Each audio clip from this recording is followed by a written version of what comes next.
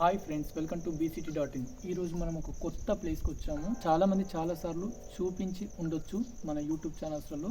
అయితే మనం వాళ్ళకి మించి ఇక్కడ ఉన్న రహస్య గదుల గురించి, రహస్య చోట్ల గురించి మనం తెలుసుకుందాం.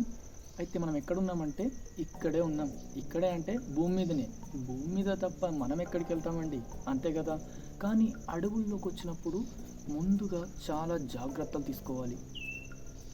ఈ జాగ్రత్తల వల్ల ఏంటంటే మనల్ని మనం రక్షించుకునే అవకాశం ఎక్కువగా ఉంటుంది. ఎప్పుడు ఏమవుతుందో ఎవ్వరికీ తెలియదు. అయితే మనం ఇప్పుడు మన ఛానల్ని ఎవరైతే సబ్స్క్రైబ్ చేసుకోలేదో వాళ్ళు ముందుగా సబ్స్క్రైబ్ చేసుకోండి, లైక్ చేయండి, వీడియోని షేర్ చేయండి. రాచకొండ గుట్టల దగ్గరికి వచ్చేసాము. ఈ రాచకొండ గుట్టలు చాలామందికి చాలా విధాలుగా చెప్పున్నారు.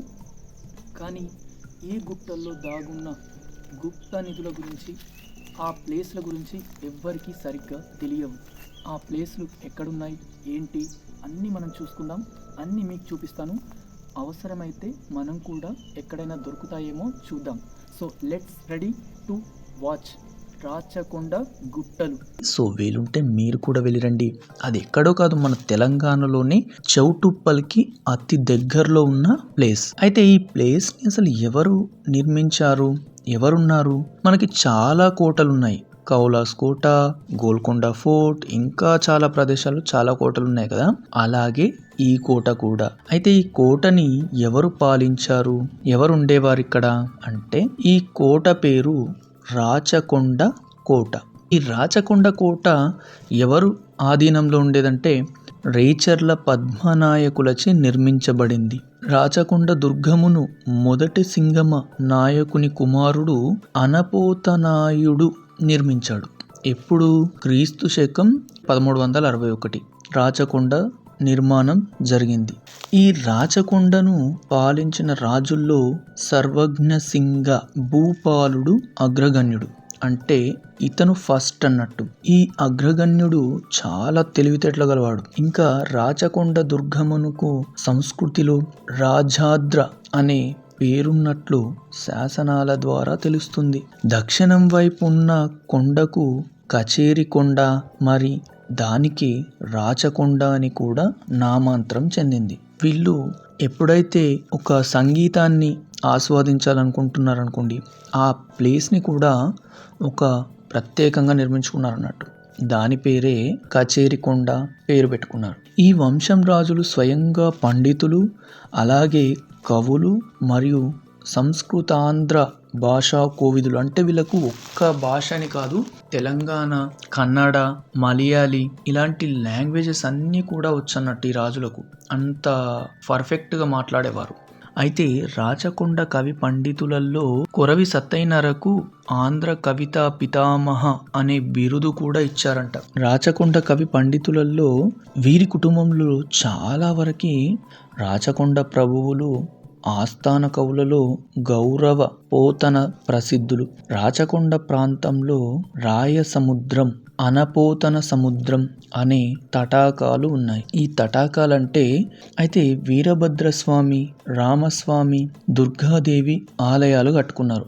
వంశాచారం ప్రకారం వీళ్ళ కులదైవాలైన వీరభద్రస్వామి, రామస్వామి, దుర్గాదేవి ఆలయాలు అన్నట్టు కోటలు నిర్మించారు. వీళ్ళు ఒక్కొక్క దిశని ఒక్కొక్కరు పాలించేవారన్నట్టు. అందులో ఉత్తర కొండకి పద్మనాయకుల ముఖ్య సేనాని నాగనాయకుని పేరుతో నాగనాయని కొండ అనే పేరు వచ్చింది.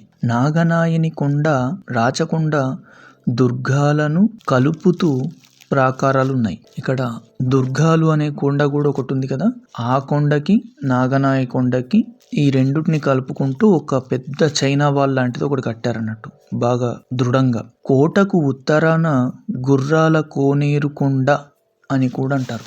అయితే ఇక్కడ గుర్రాల కోనేరు కొండ అని ఎందుకంటారంటే, ఈ రాజ్యంలో ఉన్న గుర్రాలు, వాటిని ఉండేవాళ్ళు, కాచేవాళ్ళు అంతా ఈ గుర్రాల కొండలో ఉండేవాళ్ళు. ఎందుకంటే అక్కడ పెద్ద ఒక లేక్ ఉందన్నట్టు. ఆ చెరువు ఎప్పుడు ఎండిపోదు.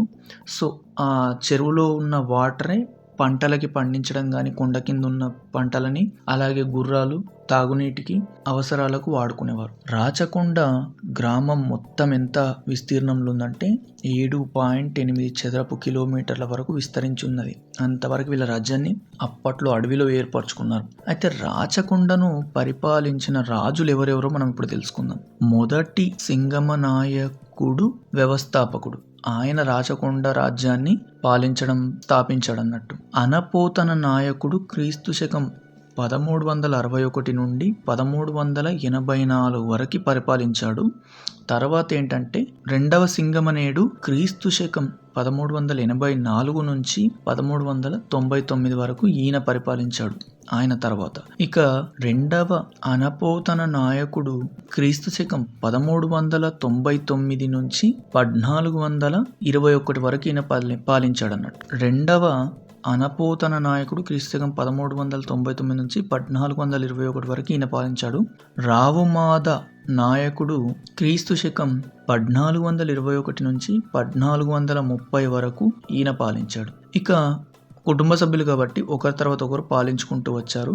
మూడవ సర్వజ్ఞ సింగభూపాలుడు క్రీస్తు శకం 1430 నుంచి 1475 వరకు ఈయన పాలించాడు. ఇక ఈయన తర్వాత రాజ్యాన్ని ఈ మొఘలులు దండయాత్రలు జరిగి వీరిపై సైనిక బలం తక్కువ ఉండి వేరే రాజులు ఈ యుద్ధాల వల్ల వీళ్ళు అసలు ఎటు కనిపించకుండా వెళ్ళారో అనేది ఎవరికి అంతు చిక్కకుండా కోటలోని రహస్య మార్గాల ద్వారా ఏంటంటే ఎవరికి వాళ్ళు తప్పించుకొని వెళ్ళిపోవడం జరిగింది.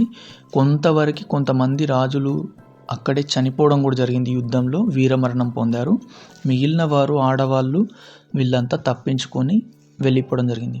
అయితే రాచకొండను 13వ శతాబ్దంలో రేచర్ల పద్మనాయకులు ఒకప్పటి తెలంగాణకి రాచకొండను రాజధానిగా చేసుకొని పాలించారు. మన తెలంగాణ రాజధాని ఇప్పుడు హైదరాబాద్ అని మనం అనుకుంటున్నాం, కానీ అంతకు ముందే 13వ శతాబ్దంలోనే మన ఉప్పల్కి దగ్గర ఉన్న రాచకొండనే రాజధానిగా చేసుకొని పాలించారు.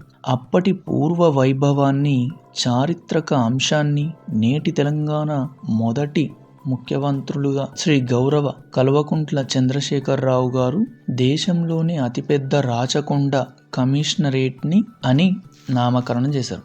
మనకిప్పుడు చాలామందికి డౌట్ రావచ్చు, పోలీస్ స్టేషన్లో ఇప్పుడు మాదాపూర్ అయినా మన సిటీలో ఏ వైపు అయినా కానీ పోలీస్ స్టేషన్లకి రాచకొండ పరిధిలో ఉన్న మన ఈ తెలంగాణ రాజధాని రాచకొండ కాబట్టి మన కల్వకుంట్ల చంద్రశేఖరరావు గారు తెలంగాణ వచ్చిన తర్వాత పోలీస్ కమిషనరేట్కి రాచకొండ అనే పేరుని నామకరణం చేశారు. అయితే మొదటి కమిషనర్గా శ్రీ మహేష్ భగవత్ని బాధ్యతలు తీసుకోమని వాళ్ళకు అప్పగించారు.